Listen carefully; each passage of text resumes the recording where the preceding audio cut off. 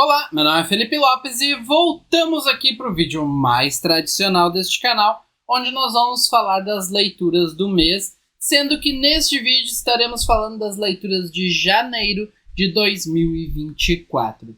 Foi um mês bem produtivo, muito semelhante aos últimos meses, então eu estou conseguindo aí manter um padrão de mais ou menos uma média de 100 páginas por dia, o que é bastante coisa.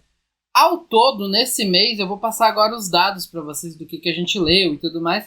Como de costume, eu fiz aqui a minha tabelinha, sem gráficos, sem muita frescura, somente com o que eu li, para ter uma noção tanto de valores quanto de quantidade, né?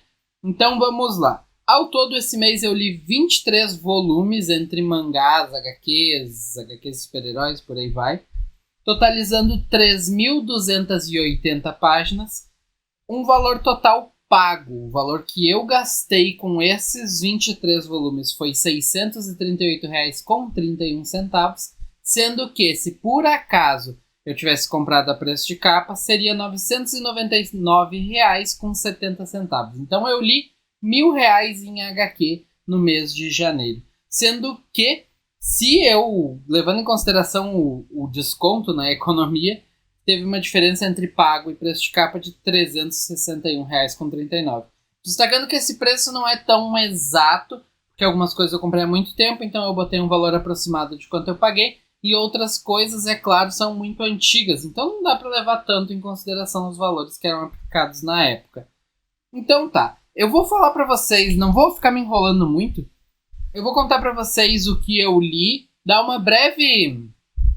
alguns comentários, tecer alguns comentários sobre as coisas. E eu vou começar da primeira coisa que eu li no mês. A princípio, no mês de janeiro, eu tinha 2 objetivos meio que determinados, que eu determinei lá em dezembro ainda. Um deles era ler um ônibus. Eu consegui, tem um aqui, tá em algum lugar, tá aqui.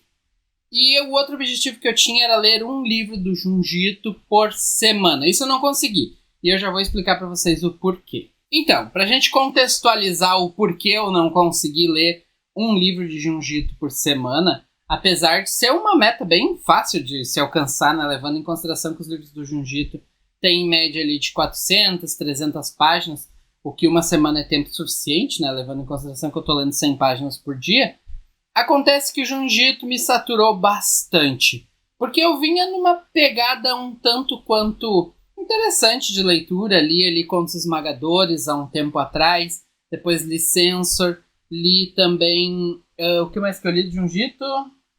A Sala de Aula que Derreteu, depois Tomie, e em Tomie a coisa já começou a decair um pouquinho. Tomie, apesar de não ser difícil de ler, não ser custoso, ela começa a ser um pouco repetitiva a partir de certo ponto. Até que eu cheguei em Frankenstein. O que acontece? Frankenstein, com 412 páginas, não é uma coisinha muito curta de se ler, e ele apresenta aqui o conceito de criaturas moldadas, né, criaturas artificiais, que seria a ideia principal, né, é o que eu esperava. Porém, tipo, metade disso aqui consiste basicamente em acompanharmos um garoto que vive numa casa sozinho no Japão. É um garoto que está na escola ainda, um garoto jovem, e ele vive sozinho nessa casa e ele vê criaturas, vê monstros, vê pessoas, vê ele mesmo. E é muito, muito chato. Porque nada acontece de fato e as coisas vão se repetindo e fica naquela coisa... tem um portal que vai para outra dimensão. Tem um portal. Daí ele traz uns amigos, daí os amigos dele... nossa, tem um portal. E aí eles ficam falando do portal e daqui a pouco aparecem os pais dele do outro mundo. E é muito chato. Chato de verdade. Porém, quando a gente chega na parte do Frankenstein, de fato, aí a leitura voa. Porque ali realmente é bem interessante. É uma boa interpretação da história do Frankenstein. Então, eu posso dizer que o fato de essa primeira parte ter me chateado tanto, ter me deixado tão... eu devo ter levado, sei lá, uma semana para conseguir ler a primeira parte. Claro que nesse meio tempo eu fui lendo outras coisas, né? Volta e meia, eu pegava ele de novo, tá, vamos mais umas páginas. Então, o que eu posso dizer é, se vocês forem ler essa HQ, talvez dê até para ignorar a primeira parte. Vai direto pro conto ali do Frankenstein, que é o melhor. E acabou que por me saturar, por ser tão difícil de ler, tão custoso e realmente tão repetitivo, maçante até em várias partes. Esse primeiro conto acabou me deixando... Primeiro conto não, né? É uma sequência de vários contos com esses mesmos personagens. Acabou realmente me desanimando de seguir lendo Junjito. Achei melhor dar um tempo pra depois eu voltar a ler ele. Quem sabe eu me animo um pouco mais. E realmente Frankenstein me decepcionou bastante. Metade dele. Depois disso eu li uma HQ muito massa véia. Berserker. A HQ do Keanu Reeves. Que, meus amigos, ela é bem legal. Ela lembra muito o personagem, aquele imortal do Invencível. O conceito é mais ou menos esse. O nosso personagem, o Keanu Reeves aqui, ele é imortal e ele tá há décadas aí vivendo e ele quer morrer. Só que ele não quer simplesmente morrer, tipo, acabou a vida e deu. Não, ele quer ter a oportunidade, ele quer ter o direito de morrer.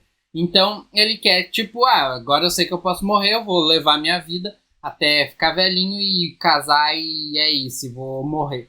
Só que o que ele sabe fazer de melhor é matar. Então, ele acabou fazendo um acordo com o governo dos Estados Unidos, onde o governo ia fazer pesquisas para ajudar ele a perder essa imortalidade dele.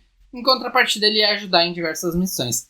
O acabamento da edição tá muito bacana, naquele formatinho que todo mundo gosta. E ele tem artes bem interessantes, com algumas cenas de ação que realmente são muito boas. Aqui compila, se eu não me engano, 4 edições. Isso, 4 edições. E essa coleção aqui fecha em 3 volumes. Eu acabei comprando esse primeiro volume realmente por curiosidade e fiquei bem interessado nele. Eu paguei R$23 nele em uma promoção lá na Tutatis e ele tem 132 páginas. Vamos pro próximo então, que esse aqui foi o sentimento foi bem parecido com Frankenstein. Aqui temos Universo Marvel por Frank Miller. O que é isso aqui? É um bastantão do Frank Miller. Para quem gosta do Frank Miller, beleza, talvez vocês vão encontrar muita coisa interessante. Mas o que a gente tem aqui é quase que um livro de estudos para entender a carreira do autor. Sendo que no começo temos mais ele focado na questão do desenho, né? E aos poucos ele vai assumindo parte de roteiro, parte não. E como a gente sabe, Frank Miller realmente é um gênio dos quadrinhos, né? Ele tem aí obras muito aclamadas. Por exemplo, cadê? Aqui. O Cavaleiro das Trevas, por muitos considerado o melhor de todos, a melhor de todas as graphic novels. Porém, aqui o que acontece? A gente tem vários trechinhos, tipo, uma edição que o Frank Miller trabalhou aqui, que foi a primeira, que ele fez só um volume. Não tem continuação, não tem tipo nem o antes nem o depois. Daqui a pouco tem uma outra historinha. Daqui a pouco tem uma série de capas que ele fez. Depois tem alguma propaganda que ele fez para divulgar alguma outra edição que ele nem trabalha. Então como eu disse, ele é quase que um livro de estudos. Porém, ali no final nós temos a saga ali, a minissérie Eu, Wolverine. Que essa sim é muito bacana, inclusive eu pretendia ler ele em outros formatos, mas eu acho que esse formato aqui, grandão e tal, realmente ficou bem interessante para essa mini saga, né? Essa minissérie. Então, o que eu posso dizer para vocês é, a preço cheio, esse encadernado aqui, esse ônibus, nunca vai valer a pena.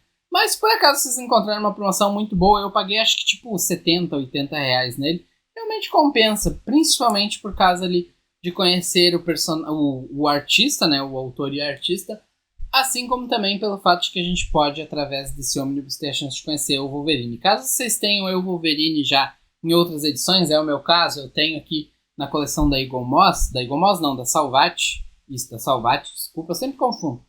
Talvez não compense tanto, tá, porque a não ser que vocês sejam bem fãs do autor ali, do Frank Miller. Vamos para a próxima. Deixa eu destacar para vocês o seguinte, ó. Para um ônibus, ele realmente é um tanto quanto curto, um tanto pequeno. Ele tem 464 páginas e aqui eu anotei 133,80 porque é assim, com valor pago. Eu comprei uns 3 ou 4 desses aqui e a primeira vez que eu comprei eu paguei isso, mas depois eu peguei uma promoção da Panini, se eu não me engano, e a Panini é bem difícil de a gente saber quanto pagou porque eles não aplicam os descontos de cupom ali no teu pedido, tu não consegue enxergar depois quanto tu pagou. Mas eu sei que foi na faixa de 80, 90 reais no máximo. Então eu acabei colocando o valor que eu tinha acesso, que foi quando eu comprei a primeira vez ele. Acabei comprando ele mais umas vezes, um eu dei de presente, o outro eu acho que eu até tenho guardado ali, pretendo vender futuramente. Mas então bora pro próximo. Temos aqui Batman e Coringa Dupla Letal. Essa aqui é aquela revistinha que ficou... Eu achei que ia ficar mais famosa, na verdade. Mas que ela é vendida num black cover, né? Que é uma capinha preta aqui, um papelão no redor dela e a gente não sabe qual é a capa. E aí existem ali 4 possíveis capas, sendo que uma delas tem uma só edição no Brasil inteiro. Então provavelmente quem tirou essa vai vender por muita grana. Então, o que eu posso dizer para vocês?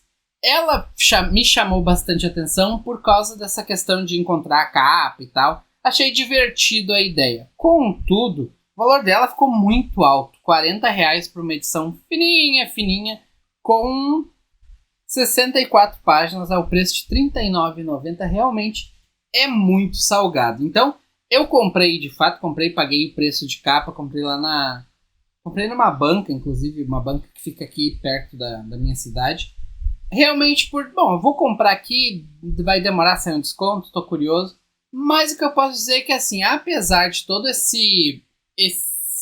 externalização do conceito de capa, de colecionismo e tal, a história não é ruim. Na história nós temos aqui uma nova ameaça aparecendo em Gotham, então o Batman acaba precisando da ajuda do Coringa, os dois se juntam para enfrentar esse mal. O Coringa meio que força o Batman a precisar dele, e ele sequestra o Gordon e tal, mas realmente os desenhos são bons, os desenhos são muito bons, inclusive. Eu até não sei quem é o artista, o Arif Prianto. Acho que é isso mesmo. Não, temos aqui o Mark Silvestre com roteiro e ilustração. E daí o Arif Prianto nas cores. Então, realmente é uma HQ que eu aconselho vocês pegarem numa promoção daqui a um tempo. Ela vai ter 3 volumes, então ela é uma minissérie. Então, não sei se as outras vão vir nesse mesmo sistema ou não. Mas realmente achei bem interessante, apesar de todo o circo que ela formou em volta dela mesma. Então bora pra próxima. Em toda a minha história como leitor, eu nunca demorei tanto para ler um mangá. E eu tô falando aqui de Yu Yu Hakusho. Os mangás geralmente são mais fáceis de ler, né? Olha só que legal, a capa contra a capa, tudo igual. E geralmente é mais prático de ler os mangás. Porém, nessa geração aqui, que foi mais ou menos ali a fase que tivemos Samurai X, Yu Yu Hakusho, entre outros, e eu cito esses dois que são dois que eu realmente trabalho para ler. O Samurai X, inclusive, desisti na primeira edição, daquela mini meio tankô pequenininha, que era muito texto. E aqui não é que seja muito texto, mas, sinceramente, a história não tá me agradando. Eu cheguei agora no 3º volume, na parte que aparece ali o Riei, o Kurama e tal. E ali parece que deu uma guinada boa. Parece que a leitura está começando a fluir um pouco mais. Apesar de que eu ainda estou um pouco receoso com a leitura. O que acontece? Enquanto lá na série tem toda aquela reclamação de que a série é muito rushada, aqui parece que eles não têm pressa de nada. Parece que não vai acontecer nada, porque fica várias historinhas ali, mini historinhas, sabe? Bem sem graça, com o Yusuke ali ajudando algumas almas e tal. Então realmente esse primeiro e segundo volume não me agradou tanto.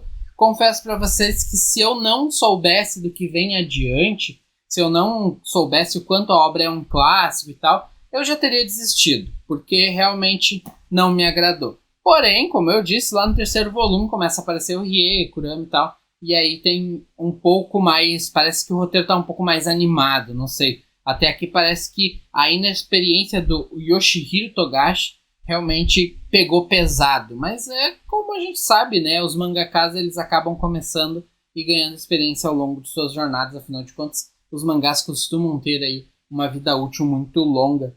E eles trabalham por muito tempo com os personagens e tal. Eles acabam pegando mais a manha, como a gente fala aqui no Rio Grande do Sul. Não sei se vocês falam em outros lugares do Brasil. Mas ele acaba pegando realmente a técnica de como trabalhar com aquele produto que ele tem em mãos. E isso melhora muito a obra.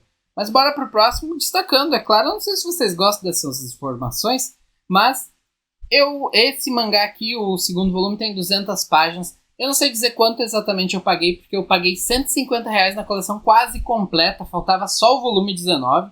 E aí acabou que foi 18 volumes. Isso, 18 por 150, saiu tipo uns R$8 cada um. E depois eu comprei o volume 19 ali por preço de capa, só que tava lacrado e tal. E na época o preço de capa dele é bem baixo, inclusive.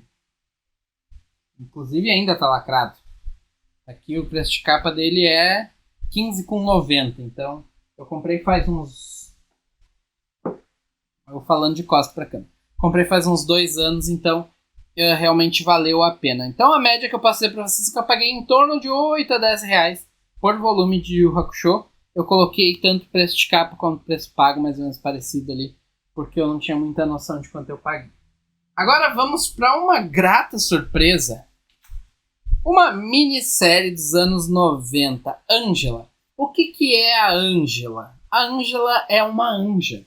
Pois é, esse nome não é à toa. Então, ela é uma personagem do mundo de Spawn, que atualmente faz parte do mundo da Marvel, porque ela foi criada por alguém e levou pra Marvel, não sei bem qual é o contexto, mas ela não é mais parte do mundo de Spawn, ou ela coexiste, não sei. Só sei que temos ela, por exemplo, em Guardiões da Galáxia, como uma personagem recorrente.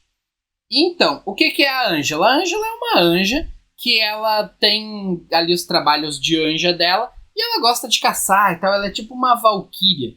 E acontece que no meio da história ela acaba sendo acusada por uma coisa que ela não fez, e aí nós temos esses 3 volumes sendo meio que a busca dela por uma resposta, porque nem ela sabe o que está acontecendo, em vários momentos ela nem sabe que está sendo acusada. E aí tem um esquema de permissão de caça e tal. O que eu achei muito interessante é que a narrativa é dinâmica, ela é aquele sessão da tarde de ação, sabe, pastelão, mas bem divertido. Então o que eu posso dizer pra vocês é que do que eu já li dos anos 90, Angela e um que vai vir em seguida são as melhores coisas até o momento, que realmente foram bem divertidas. Então aconselho demais. A minissérie tem 3 edições, é fácil de achar, mas nem tanto. É aquela coisa tipo, é fácil, mas pode ser que vocês não achem. Então eu comprei a edição que faltava pra mim lá na Rica. Caso eu não esqueça, é só vocês digitarem Rica com um K lá no Google, caso eu esqueça de colocar o link aqui. Mas realmente eu acho que é fácil de encontrar, com a possibilidade de eu estar enganado. Depois disso eu li aqui A Ilha do Dr. Moreau, que eu na verdade tinha acabado de ouvir o audiolivro de A Ilha do Dr. Moreau, e eu achei até que bem interessante o conceito, fala sobre a evolução, sobre o debate dessa coisa do homem vir do macaco, entre aspas, né? Toda aquela teoria da evolução contra o criacionismo e tal. E aqui na Ilha do Dr. Moreau temos esse Dr. Moreau, que ele nada mais faz do que acelera um processo de evolução de animais, fazendo com que aos poucos eles se transformem em humanos, brincando com aquele conceito de que se o homem veio do macaco, talvez no futuro tenhamos um homem que veio de um leopardo? Não se sabe, né? Então, toda essa brincadeira, toda essa analogia misturada com a segregação de raças e com até um toque de racismo escondido nesse conceito imaginário de criacionismo e evolucionismo, acaba trazendo para essa obra um conceito, uma ideia bem legal. A obra foi escrita, adaptada, né? Originalmente ela foi escrita por H.G. Wells. Lembrando que ela foi escrita lá em 1900 bolinha, quando a teoria da evolução estava recém sendo criada. Ou estudada, ou... eu sei lá. E ela teve a adaptação do Steven Grant, que é um nome bem famoso, mas eu confesso para vocês que eu conheço o nome, mas não sei o que mais que esse cara fez. E temos os desenhos de Eric Vincent. Até o momento, é a melhor adaptação que eu li aqui dessa série Classic Illustrated. Eu tô lendo agora Hamlet e, meus amigos, é sofrível. É triste. Não consigo ler uma página sem quase dormir com a cara no gibi. Então eu leio tipo uma página por dia e olho lá. E aqui temos uma HQ do Batman. Não é do Batman, é Fortaleza Móvel. Fortaleza Móvel da Pipoca Nanquim. Vale destacar que a Ilha do Dr. Moreau, assim como diversos outros volumes dessa coletânea do Classic Illustrated, tem 52 páginas. E os Angela ali tem 32 páginas cada um.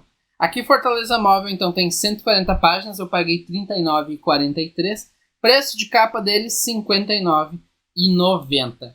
Agora nesse saldão que teve da Amazon, que inclusive eu comprei bastante coisa, eu acho que ele pode ter ficado mais barato, mas não sei se já não esgotou. Aqui nós temos o Ricardo Barreiro no roteiro e o famoso e consagrado Henrique Alcatena, ou Kik, se eu não me engano esse é o apelido dele, na arte. E a arte é realmente algo muito bacana. O que nós temos é meio que um mundo distópico à la Mad Max medieval, uma mistura de Mad Max e Conan, onde temos um personagem que está viajando, tentando oferecer seus serviços como soldado para uma guerra que está acontecendo em um outro lado do mundo, e ele se mete ali em diversas confusões.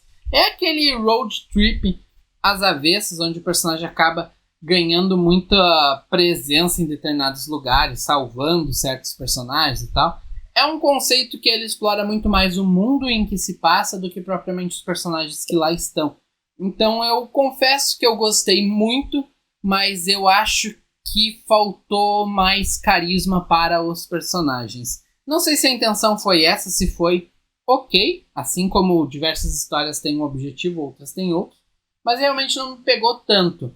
Porém, contudo, é uma leitura fácil, uma leitura divertida, que é aquela leitura que a gente lê e esquece, mas que com certeza fica aquele gostinho de essa valeu a pena lá no fundo do coração. Então, bora pro próximo, que é um dos que eu estou sofrendo. Eu comecei com a ideia de ler pelo menos 2 ou 3 por mês, agora eu tô lendo um e olhe lá. Apesar de que nesse volume 3 aqui de Copra, as coisas começam a se apresentar um pouco melhor. Eu acho que aqui está sendo feito o que devia ser feito lá no primeiro volume, porque aqui nós temos um capítulo para cada personagem, com os personagens ali tendo seus próprios dilemas, e a gente acaba conhecendo um pouquinho mais desses carinhas que estão ilustrando a capa aqui. Então realmente essa é a ideia que eu acho que foi explorada de forma errada. Quem sou eu para dizer que foi errado ou não, né? Mas pro meu conceito, pro meu gosto, eu preferia conhecer primeiro esses personagens aqui, já que são tantos, para depois ver eles sofrendo, passando por perrengues e tal. E aqui nesse volume nós vemos os efeitos do que aconteceu no volume 1 e 2, onde os personagens foram acusados de ter destruído toda uma cidade, se tornaram aí caçados e tal, acabaram encontrando culpados, salvaram o mundo e essas coisas todas. Então aqui nós vemos muitos dos efeitos e dos problemas que isso gerou para todos eles. Agora, depois de ter lido o 3, eu fiquei curioso pro 4, mas tô indo com calma. Não quero também criar expectativa. O Copra, ele possui 164 páginas, eu paguei R$ 32,60 e ele tem um preço de capa de R$ 56,90. Eu vou deixar aqui na descrição um link com tudo o que está em promoção na Amazon nesse momento. Tem alguns volumes do Copra que estão saindo menos de R$ 20 lá. Então, eu acho que é só mais hoje, tá? Então, corre se vocês querem garantir o de vocês, ou pelo menos comprar um ou outro aí aleatório da coleção. Eu falei que tinha 2 coleções dos anos 90 que eu gostei bastante, e aqui nós temos The Savage Dragon. Mais um filmão pastelão de ação para a sessão da tarde, muito legal. Alguns de vocês já devem ter visto aquele filme que é com Will Smith, que eu não vou lembrar o nome, Bright, sei lá. Que é um filme da Netflix, que ele é um policial que vive num mundo onde tem elfos e tal, um mundo contemporâneo. Isso aqui, com certeza, é a fonte para aquele filme. E outra coisa, com certeza isso aqui foi muito melhor escrito do que aquele filme. Nós temos aqui o Savage Dragon, né, conhecido como Dragon, tendo sua origem explicada numa minissérie em 4 edições, que explora muito bem ali o carisma do personagem, assim como o carisma de diversos outros membros que constituem ali o panteão dos heróis de Savage Dragon. Então ele é divertido pra caramba. Provavelmente é um gibi que, se tu lê, tu não lembra nada do que aconteceu. Eu não lembro quase nada. A única coisa que sobrou foi realmente aquela sensação de que valeu a pena, assim como em Fortaleza Móvel. Apesar de que aqui valeu a pena, foi divertido, e eu tenho certeza que em algum momento mais pra frente talvez eu retorne pra ler de novo, porque eu gostei muito de Savage Dragon. Inclusive me atiçou a querer procurar outros volumes, né, outras coleções de Savage Dragon, apesar de ser bem restrito aqui no Brasil. Então realmente vale a pena, se vocês encontrarem, vão atrás, porque é aquele filme policial com uma mistura de investigação, e tem um vilão muito poderoso, e o personagem sofre, depois ele levanta e vence o vilão, e é isso aí. É divertido pra caramba.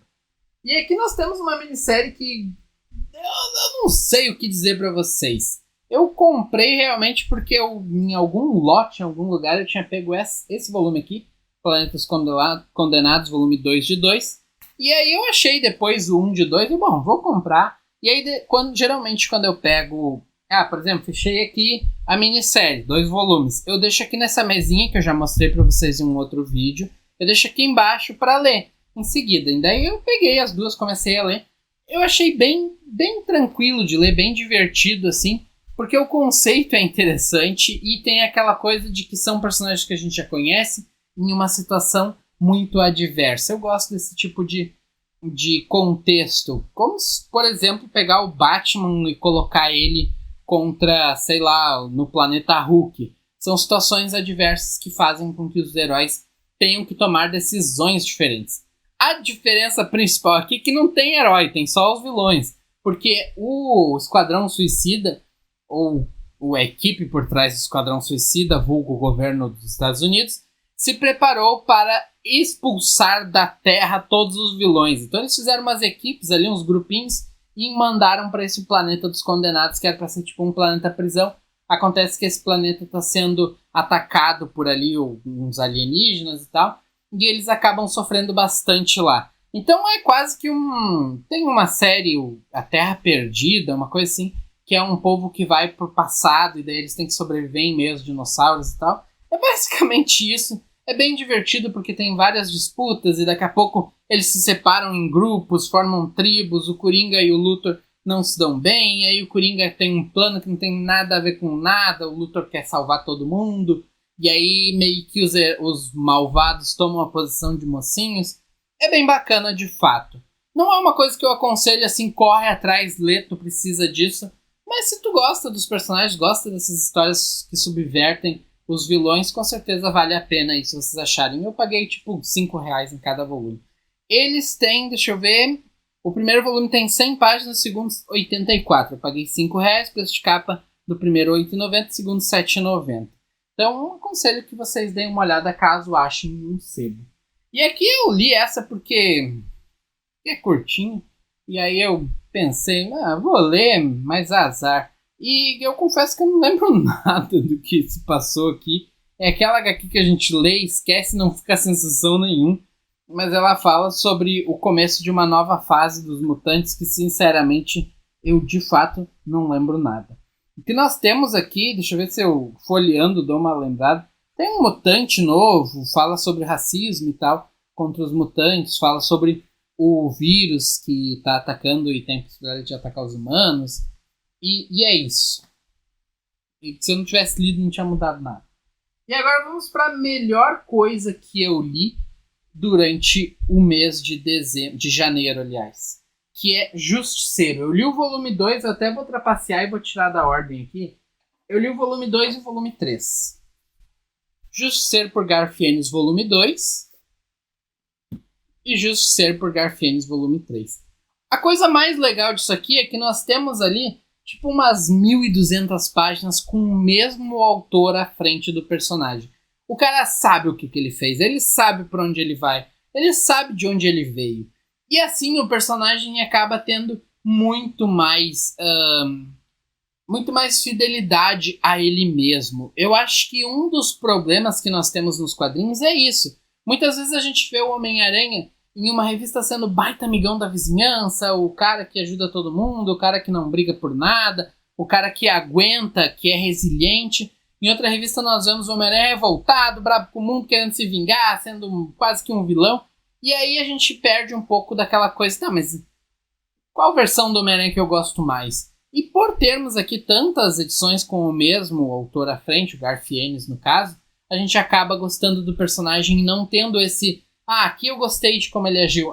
Mas aqui não tá coerente com o que ele fez antes. Não, a gente tem uma sequência muito bacana do Justiceiro mostrando por que ele é tão temido, sendo de fato tanto um aliado para uns policiais, um vilão para outros, se metendo em várias situações adversas, como por exemplo tem uma história que ele encontra uma assistente social, que eu achei bem bacana, o ponto de vista da assistente social vendo o Justiceiro de fato trabalhando e precisando que ele faça, e em certos momentos ela até quase se torna o que o Justiceiro é, fazendo com que tenha todas essas subversões de tanto situações quanto gêneros ali de super-heróis e de anti-heróis. Então, realmente é uma HQ muito boa. Pretendo fazer um vídeo falando um pouquinho mais sobre ela. Vai sair shorts falando de alguns arcos também.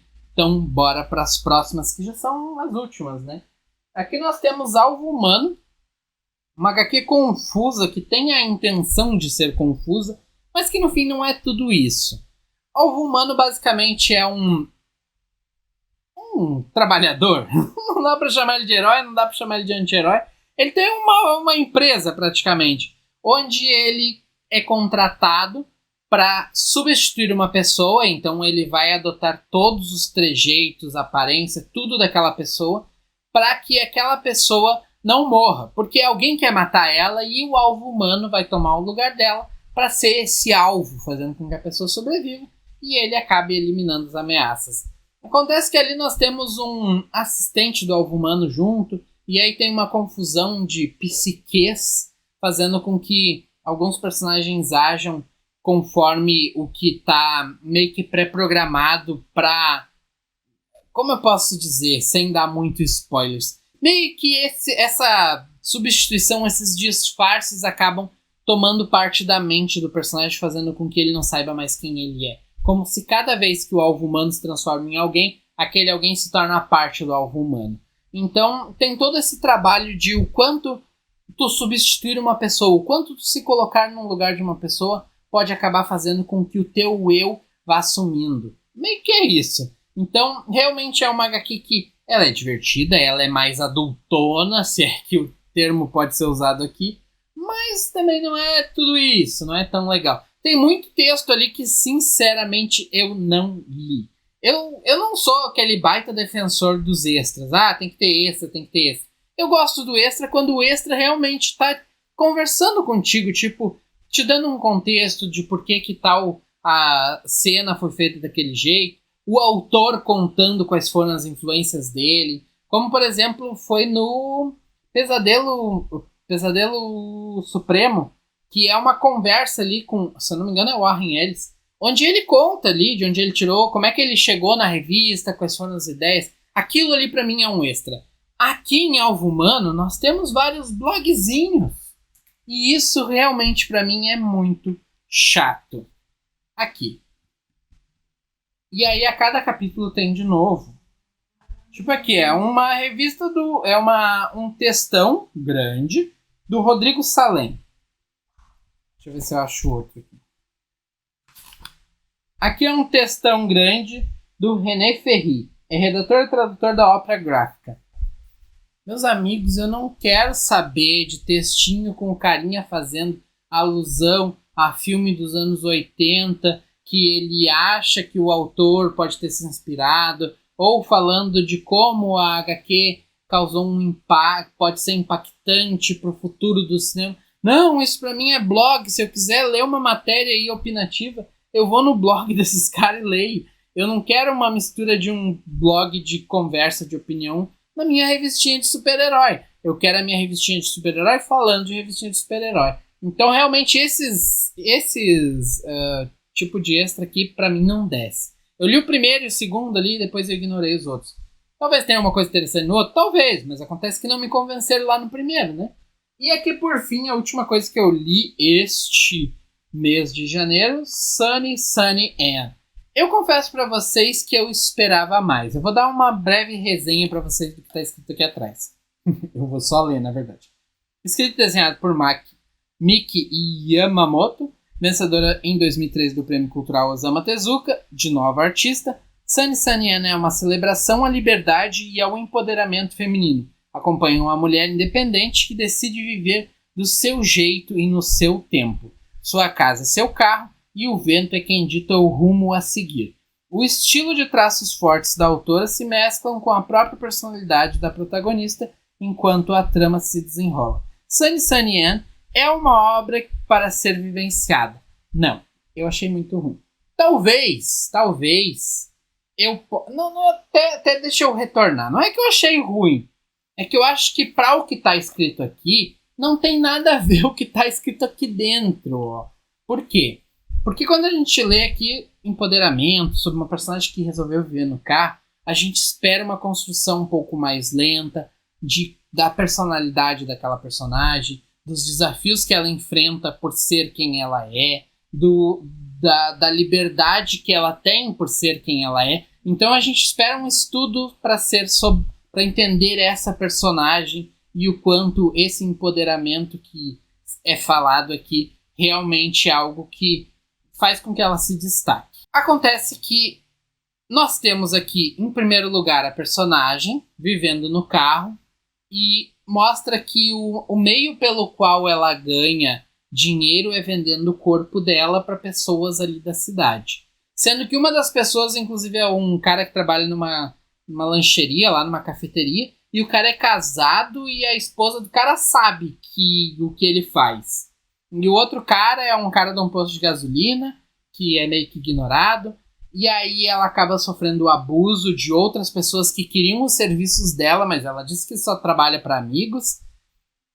E acaba que essa construção é o que define a personagem logo no começo, é o que a gente vê. Eu não estou dizendo que isso diminui ou aumenta o empoderamento dela. Não, mas eu acho que começar já trabalhando com esse conceito, logo nas primeiras páginas, acaba sim afastando o leitor. Porque eu acredito, e aí é um achismo meu, porque como eu posso dizer, eu não estou no meu momento de fala, no meu lugar de fala, mas eu acredito que a partir do momento que eu sou um homem e vejo um homem que ele vende o corpo para viver e isso é o empoderamento dele, eu consigo pensar só que não, eu prefiro o meu não empoderamento, então eu prefiro a minha vida se eu vou ter que me submeter a esse tipo de coisa.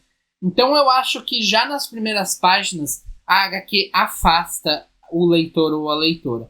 E depois a gente acaba vendo uma história que ela fica meio em aberto sobre uma ex-coelhinha da Playboy, que ela casou com um ricaço que tem 90 e poucos anos, que está prestes a morrer, porque obviamente ela quer herança. E a justificativa dela é que, bom, eu quero a herança, mas ele quer uma esposa novinha, então beleza, cada um quer a sua coisa e beleza também. Só que daí a gente começa a história conhecendo a Sunny, a Anne, na verdade. Sunny, eu não sei porquê. E em seguida a gente tem 2 capítulos com uma outra personagem que tem nada a ver com a história. E aí tem crimes envolvendo a nossa personagem aqui que a gente espera ser empoderada, mas ela acaba se tornando meio que uma assassina. E no final acaba sem trazer muito desse empoderamento, dessa liberdade. Não é aquela jornada como, por exemplo, a gente vê em O Cão que Caçava as Estrelas. Acho que é isso. Não tá aqui. Tá ali. O Cão que Guarda as Estrelas. Que é uma jornada de realmente liberdade, é uma jornada dramática, uma jornada de crescimento, de amadurecimento. O que a gente vê aqui é só uma jornada que vai de zero a lugar nenhum. Então, o que eu posso pedir para vocês, se vocês leram, deixa uma opinião aí embaixo, porque realmente a minha, esse textinho aqui atrás não tem nada a ver com o que está dentro. Acabei me prolongando mais nessa HQ, porque de fato é a última que eu li, está um pouco mais recente, e eu não pretendo trazer uma resenha mais ampla dela, então eu acabei trazendo aqui. Foram essas as HQs que eu li no mês de janeiro, destacando que Sunny Anne tem 200 páginas, e eu li ela por quê? Porque ela chegou, ontem? Foi ontem.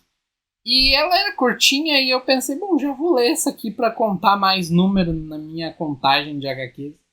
E aí, o que acontece? Ela tem 200 páginas, eu paguei R$11,98 e o preço de capa dela é R$39,90. E é isso. Muito obrigado a todos. Se vocês puderem dar uma conferida no link aqui embaixo, caso esteja dentro do orçamento de vocês e quiserem ajudar o canal, vocês podem comprar através dos links aqui. Isso vai ajudar o canal e vocês não pagarão nada a mais por isso. Vocês também podem me mandar uma cartinha no nosso e-mail, cartinhaquântica@outlook.com, onde vocês podem contar aí o que vocês compraram. Podem me mandar uma resenha de Sunny Anne e eu leio ela aqui e a gente pode debater em vídeo. Então, muito obrigado a todos. Se possível, deixa o like. Se não for inscrito no canal, se inscreve aí. Um forte abraço. Nos vemos num próximo vídeo e fui!